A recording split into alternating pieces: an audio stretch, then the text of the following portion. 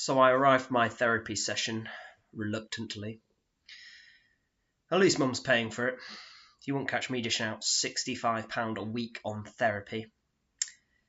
It's our third session now, so David's starting to get an idea of my issues. He always starts with the classic questions. So Jeffrey, may I ask how you are today? I'm good, David. How are you? I'm good. Thanks for asking. Notice how he switches from ask to ask. Who's he trying to fool? Then he asks me how things are with my mum. I just say, fine. After a while of me being incredibly monosyllabic, or as others would describe me, an obnoxious prick, he then attempts to deepen the conversation by asking, are you ready to talk about the past? Following on from the past two sessions, I think David wants to know the full story behind what happened. And then he says, you don't have to tell me anything that will cause you to feel anxious. I can understand how the past has made you fragile. I like David, but he's got this habit of making me feel shit about myself. It's probably just how counsellors work. You're already ruined, so I'm just going to break you completely and start from scratch. He asked me the other week if I've had a girlfriend. I replied, no, have you? He laughed and said, yes, I have. So he asks me about the past, and I say, okay, here goes. Since I moved on to checkouts, I've been hanging out with this guy called Ned. Ned's a dork, like me. He ticks all the boxes of the average nerd when it comes to pop culture, but without the irritating personality that comes with it. He's basically a cross between Sheldon from The Big Bang Theory and someone normal. There's a pub we often patronise called the Dancing Tiger. We're there one night, having a few beers and a few games of pool. Two men enter the pub when we're halfway through a game. One of them is wearing a Canada Goose jacket, which is scarcely complemented by his cheap tracksuit bottoms. He catches me staring at him, and he shouts over, are you looking at me? And naturally, I don't detect any confrontation in the tone of his voice, so naturally my response is, yes, I'm looking at you. Ned says to me, Jeff, don't. Everyone stops what they're doing to watch this so-called drama that's going on. The pub is completely silent, apart from Don't Stop Me Now by Queen that's been played on the jukebox. Epic tune, am I right? The guy squares up to me and says, why are you looking at me? I can't quite put my finger on it. And then he says, are you all being funny? Well, nobody's laughing, so I wouldn't have thought so. And then he says, think you're a big man? That's a strange question. You can see how big I am. I'm this big. I don't know what's going on. And then he says, yeah, I can see how big you are. You're a little short ass. And I'm gonna fucking look at your fucking face, you bastard. I still don't know what's going on. But I think we're bonding. And then he says, I'm only taking the piss, mate. What's your name? So I introduced myself and Ned. And then he says, you're a funny little bastard, you, Jeff. My name's Rich. This is my best mate, Paul. Good to meet you, boys. Then we all get hammered and become friends. I impress Rich and Paul with a John Cooper Clarke poem that I've memorised. Rich expresses his desire to adapt the poem into a gangster rap. Well, most of us having a good time anyway. Ned, who's more of a light drinker, has decided that it's time to go home. Before he goes, he has a word with me outside. He warns me not to make a habit of hanging out with Rich and Paul because he says they're shifty and he gets a bad vibe off them. What a sucker. David is judging me, but professionalism dictates that he doesn't let it show. I take an anxious sip of water as an awkward silence lingers on. Finally, David speaks. Looking back on it now, do you feel that you've learnt anything from your friendship with Rich? I've learnt that I can't trust anyone. And then he says, why do you feel that you can't trust anyone? I couldn't trust Rich. And then he says, but you did say that there were warning signs. You didn't see them at the time, but they were there.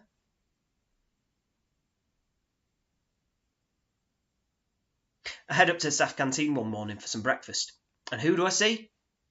Oh, hello, Rich. Since when did you work here? Turns out Rich was fired from his last job 2 days ago because he threatened to hit his manager. He needed to find work where being fired from his last job and having a criminal conviction wasn't an issue. He figured they'd be desperate at Mazda. Rich comes across as a nice guy, most of the time. But he's got a violent side. He always talks about getting into fights with people. I don't think too much of it, though. I hear this kind of talk from a lot of my male friends, at work, down the pub. You always hear a tale or two that involves fists and broken bones. It's just who they are. It's not good. It's not bad. It's just a different way of living. Violence is just... It's just the way people live. It's normal. Well, the world's a strange place to me anyway. It's hard for me to tell the difference between what's normal and what's not. Now, about Rich's criminal conviction. Here's a story that he told me. He'd recently come out of a relationship where his ex was supposedly abusive towards him. He was at the Dancing Tiger one night with his new girlfriend, and his ex bumped into them. The two girls got into an argument, which eventually became physical. I asked Rich what he did to defuse the situation, and he said, "I defended my girlfriend." So I asked him, "But Rich, what did you do specifically?" Got the same answer. It's only later on that I find out that the girl ended up in hospital and Rich got a criminal conviction. I didn't find that out from Rich, though. It was someone else who told me that. It's hard to truly understand a guy like Rich. He doesn't give away much in the way of emotion. Unless that emotion is anger. I'm not in the habit of befriending violent people, but Rich doesn't strike me as violent. Until we're at the Dancing Tiger one night. Rich has got a new girlfriend, and she is pretty, pretty, I guess. Honestly, you think his name was Zac Efron. I don't know how he does it, because he's bugger ugly. I do know. He's a gobshite. So anyway, we're both just having a nice drunken game of pool, whilst girlfriend Gemma is sat at the bar. Rich has noticed there's a drunken, creepy dude who's just approached her, and he's not looking so happy about it. It's showing quite evidently in his game, one eye, 7-ball at pool, a legend. Rich storms up to the guy and shouts in his face, "Get the fuck away from my girl, you dirty nonce." I've never seen Rich get angry like that before. The thing is, though, that's not the strangest part. The strangest part is the way he acts afterwards. Now, normally when I see someone get really angry, they remain in that state for a while, and the process of calming down is a gradual one. Now, Rich has just gone berserk at this guy. I mean, fucking pissed off. Technical term, apeshit. But as if he'd just been momentarily possessed. He comes back to the pool table and asks me, "Is it my goal?" You think he'd just gone to the bar to ask for some change or some chalk for our cues. Something normal, anyway. That's the thing, though. It is normal. As far as Rich is concerned, the way he's just behaved is normal. It's not a moment of impulse or a lapse in temperament. It's just Rich going to the bar to do something normal. Is it my go? What a thing to say. No, Rich, it's not your go. I haven't even got down to take my shot yet, you mental bastard. Didn't actually say that. It's just what I was thinking. I'm not going to hold it against him, though. He was drunk, and the guy was a creep. David asks me, "How did that incident affect the way you saw Rich thereafter?" Didn't affect it at all, really. And then he says, "Why do you think that was?" I saw that anger in Rich, and I didn't know what it meant. I didn't know what it could produce or how far it'd take it. I suppose that was my mistake. And then he says, Do you feel that your condition affected your judgment? The first time my mum thought there was something a bit different about me was when I was 9 years old. She caught me eating a chocolate bar before dinner and said, "Hey, Jeff, you can't eat that before tea." I was like, "Really? There's only half a chocolate bar left, so I think the evidence is against you here, Mother." I didn't word it like that, though. I said it in my cute 9-year-old-like way. She said that I couldn't eat the chocolate bar, so I thought that she meant I physically couldn't. What she actually meant was I shouldn't eat the chocolate bar before dinner. Here's another example, 17 years later. I was at work having an argument with the duty manager, who was dissatisfied with my work performance. It ended with him saying to me, "Do you know what, mate? You clearly don't like how we do things here, so just leave." Now, he told me to leave, so I left. I also left via the fire exit, set the alarm off because the store was closed. Normally after closing hours, you're supposed to see a duty manager to let you out, but I thought that would be somewhat inappropriate in this instance. Turned out he didn't actually expect me to leave, and he was just playing mind games to get me to fall in line.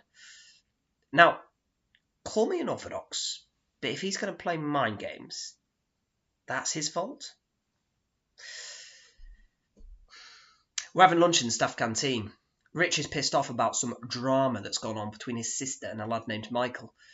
Michael works at Mazda on trolleys. He has autism, Asperger's syndrome to be specific. I remember my first encounter with him when he sat next to me at lunch one day. He had terrible body odour, but I had the good grace not to mention it. Instead, I just moved to the other end of the table.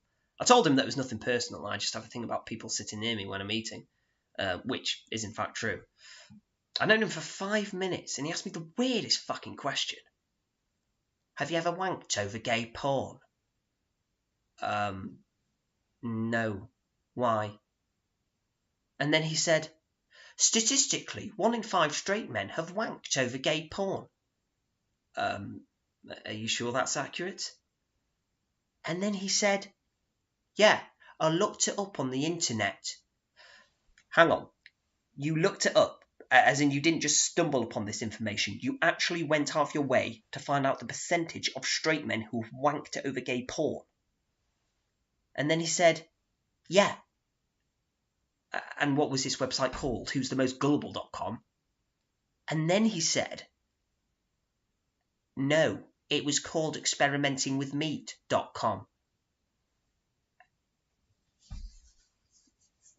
And then there's a bit of a pause while I process this rather uncivilized tone of conversation before Michael asks me, "Do you have a girlfriend, Jeff?" "Nope, I'm, as they say, happily single." And then he said, "Nobody's happily single, Jeff. Think about it. If people were happily single, they wouldn't say they're happily single. They'd just say they're single." Wow. That's some interesting philosophy. Thanks, Michael. And then he said, "You're welcome." What about you? Do you have a girlfriend? He does. Not only that, but they've had sex. Michael's had sex. Yuck. Michael's a classic Aspie. Socially inappropriate and doesn't understand sarcasm. This is why I'm an introvert. So yeah, that's Michael.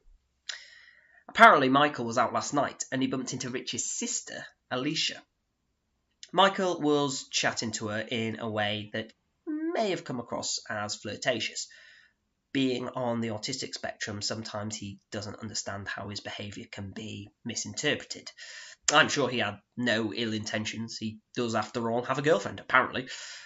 But yeah, Rich has taken it completely the wrong way, and he's just ranting in the canteen about how he's going to batter Michael the next time he sees him.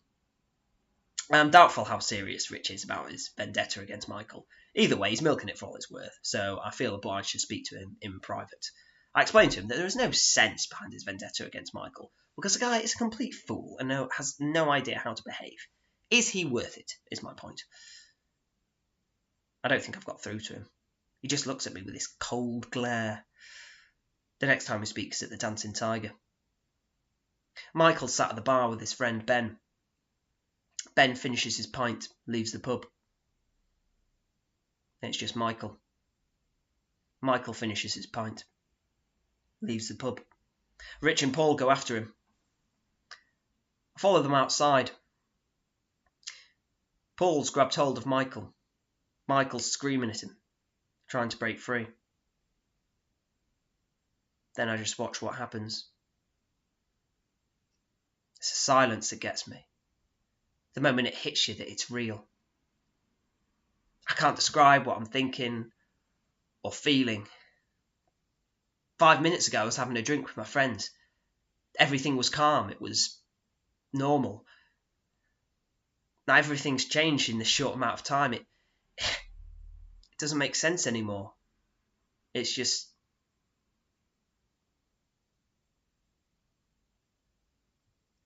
silence.